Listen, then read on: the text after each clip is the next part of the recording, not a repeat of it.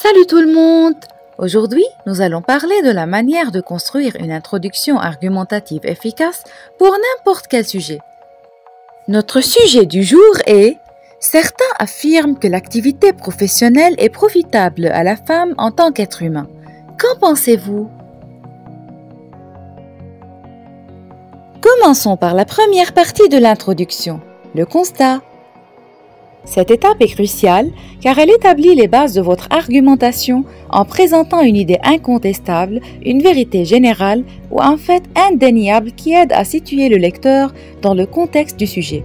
Il est important de noter ce que nous ne devons pas faire dans cette partie. Évitez les généralités telles que de tout temps ou depuis l'aube de l'humanité. Le constat doit être formulé de manière concise et claire. Dans notre cas, nous pouvons prendre comme exemple l'évolution des rôles des femmes au fil du temps. Par exemple, il y a un siècle, les jeunes filles n'avaient pas besoin d'apprendre un métier vu que leur raison d'être fut d'être belles, pudiques et d'épouser un mari qui subvenait à leurs besoins.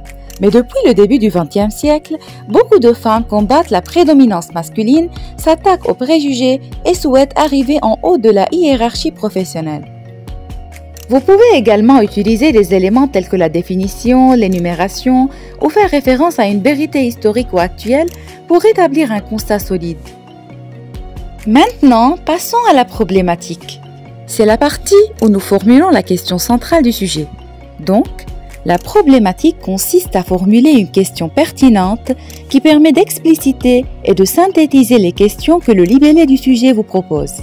C'est une opportunité de réfléchir de manière approfondie sur le sujet que vous allez traiter. Plutôt que de simplement répéter la question posée, nous pouvons reformuler pour plus de clarté. La première règle à retenir ici est d'éviter les formulations telles que « est-ce que » ou « pensez-vous que ». Préférez l'inversion pour donner de la force à votre question. Par exemple, au lieu de dire « pensez-vous que l'activité professionnelle est bénéfique pour les femmes », nous pourrions dire « l'activité professionnelle est-elle bénéfique pour les femmes ?» Dans notre cas, nous pouvons donc poser des questions comme « le travail de la femme est-il bénéfique ?» ou « dans quelle mesure l'activité professionnelle des femmes contribue-t-elle à leur épanouissement en tant qu'être humain ?» De plus, il est important de reformuler la question en évitant de multiplier les questions pour ne pas perdre de vue l'objectif principal de votre argumentation. Vous pouvez également mettre les mots ou les expressions clés entre guillemets pour mettre en avant les éléments cruciaux de votre sujet. Mais ce n'est pas tout. Vous pouvez également relier la problématique au constat que nous avons établi précédemment. Vous pouvez le faire de plusieurs manières. Par un lien de cause, vous pouvez expliquer pourquoi la question se pose en lien avec le constat que vous avez présenté. Par exemple, en effet, comment l'évolution des opportunités professionnelles pour les femmes a-t-elle remodelé leur rôle au sein de la société?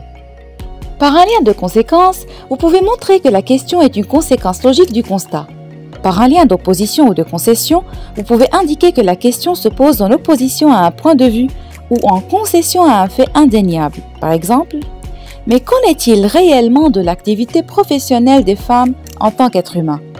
Pour résumer cette partie, la problématique est l'occasion de poser une question centrale en utilisant l'inversion, en évitant les formulations faibles et en la reliant au constat de manière logique. Avant de passer à la partie suivante, je vous donne une remarque importante. Il est essentiel de comprendre la distinction entre l'opposition et la concession dans une argumentation. L'opposition consiste à présenter des idées, des arguments ou des points de vue contradictoires ou contraires. Cela signifie que ces idées sont antithétiques, c'est-à-dire qu'elles s'opposent l'une à l'autre et l'une empêche l'autre. Par exemple, certains estiment que les femmes devraient se consacrer exclusivement à la vie de famille, tandis que d'autres soutiennent qu'elles devraient poursuivre leur carrière professionnelle. Cela représente une opposition claire. En revanche, la concession admet des idées opposées, mais elle émet des réserves ou des nuances par rapport à ces idées opposées. Cela signifie que l'une n'empêche pas l'autre. Par exemple, certains estiment que les femmes devraient prioriser le rôle de mère au foyer, mais d'autres défendent leur droit à poursuivre une carrière professionnelle tout en étant mère. Cela représente une concession où les deux idées peuvent coexister avec des nuances.